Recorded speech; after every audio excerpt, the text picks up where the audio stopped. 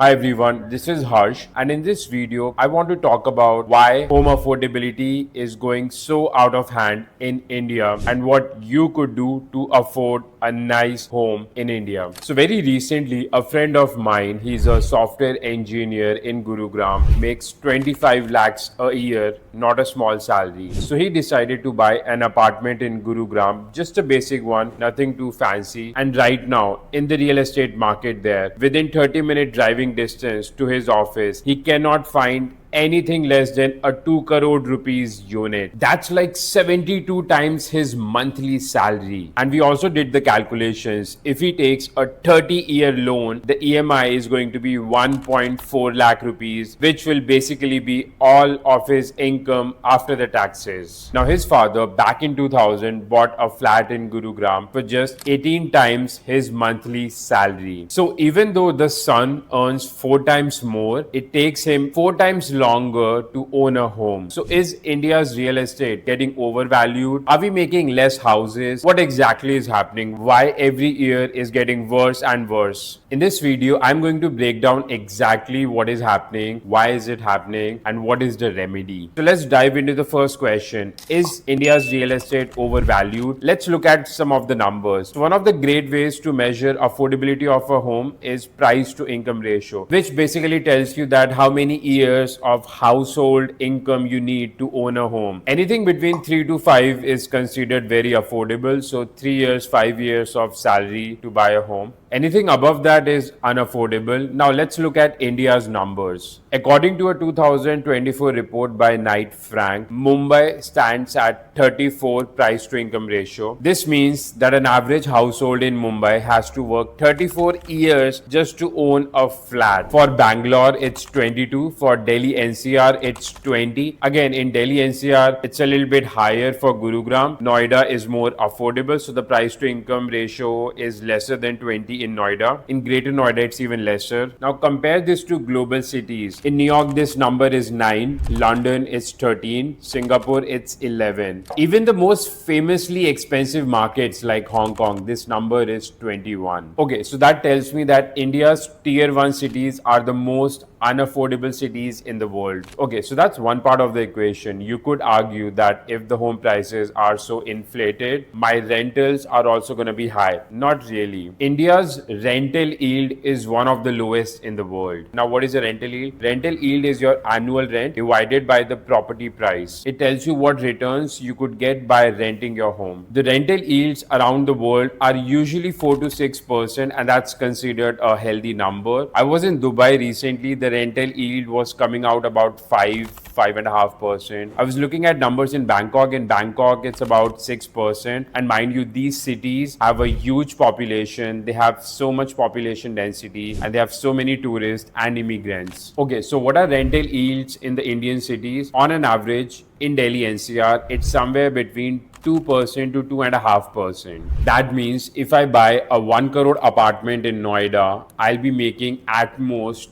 2.5 lakh rupees a year. By the way, these are not just numbers. I have 2 apartments in Noida, same price, 1 crore rupees tag, and I do not get a rent of more than 20,000 rupees a month, which comes out to be about 2.5 lakh rupees a year. And I'm not even counting the cost of repairs, the cost of brokerage, the months when it's vacant, etc., etc. Even a savings account give me 3 or 4% interest, much better than this rental yield. So why is all this happening? Why is there such a mismatch? The prices are so high, the rental yield is so low. It's not making any sense, right? Are we not building enough units? That's not true as well, because builders are sitting on so much unsold inventory. The reason is elsewhere. The buyers of these flats are not your regular retail investors. These are NRIs, people with a lot of black money, and institutions buying in bulk with deep pockets and getting good discounts. Let's start with NRI, which buy 15 to 20% of flats in India. Their salaries are much higher than an average Indian salary,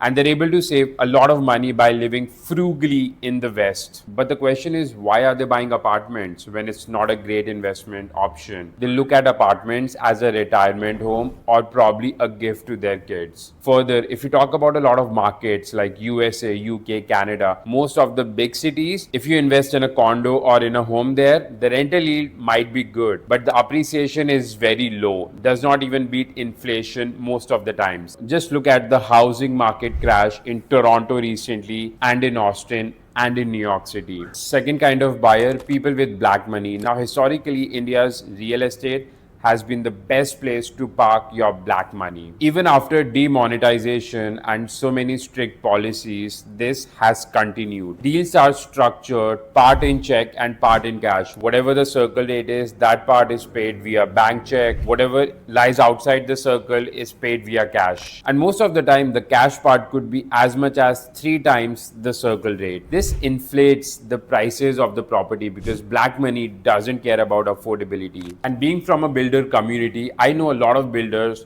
who are so much hooked onto the black money that they would roll out discounts for people with black money. The third kind of investors are institutions which buy apartments in bulk, and they get deep discounts as well. Institutional investors like private equity and real estate investors buy a lot of apartments in bulk, especially the premium and the luxury segment. They hold them as long appreciating assets, or they could also lease out to their corporate employees. These buyers aren't emotional. They don't care about affordability so much as you do. So all of this leads to only one outcome. Buyers like you and me are priced out of the market. We are competing with investors who don't care about affordability and who have deep pockets. Now you might say, okay Harsh, I understand all these things, but why don't we increase the supply of the housing? Why don't we make more apartments, more homes? It's more complicated than you think. Let's understand that. 35% of the Indians live in urban cities, and the land is very scarce in these tier 1 cities. Now there's something called FSI, Flood Space Index, meaning how much built up area you can construct on a plot of land. For instance, in Noida, it's around 3. That means for 1,000 square feet plot, you can only build a 3,000 square feet floor area. Now compare this to major cities like Shanghai, it's 8. In Singapore, it's 15.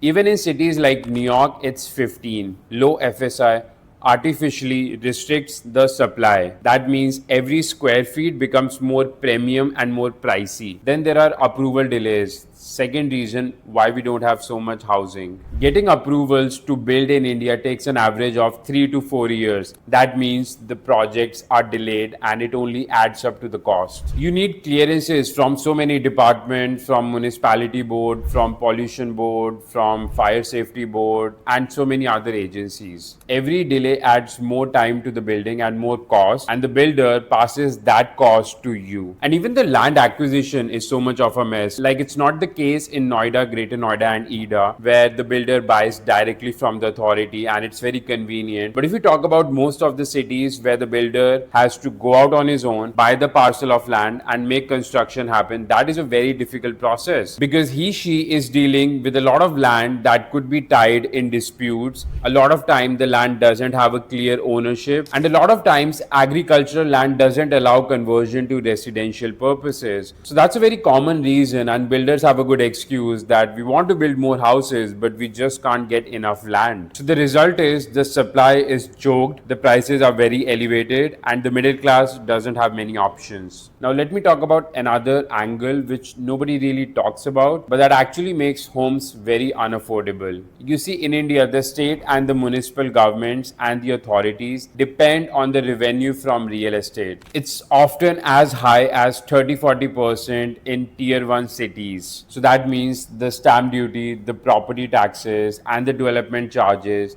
they play a huge role in the budgets of state and municipal governments. Just take an example. In Delhi, the stamp duty is 6%. If you buy a 1 crore flat in Delhi, you pay 6 lakh rupees to Delhi government. Now, if the property prices were to be decreased by 1/3, that stamp duty would be 4 lakh, and that would be seriously hurting the budgets of municipal and state governments. Which government in the right mind would want that? Home loans are somewhat guilty here as well, because they give you loans so easily, a 30-year loan, a 40-year loan, and that does not make homes any affordable. That makes home loan easy, but the house affordability hasn't been addressed. Let me give you example how this plays out. So remember this friend of mine in Gurugram looking to buy 2 crore apartment. Now if there was no home loan, he wouldn't even have considered it. But now because there are so many home loan options, and because there's so many people who could get a home loan very easily, the real estate market can see that when there are so many people lining up outside with home loans, why should I slash the home rates? I for sure would have slashed home rate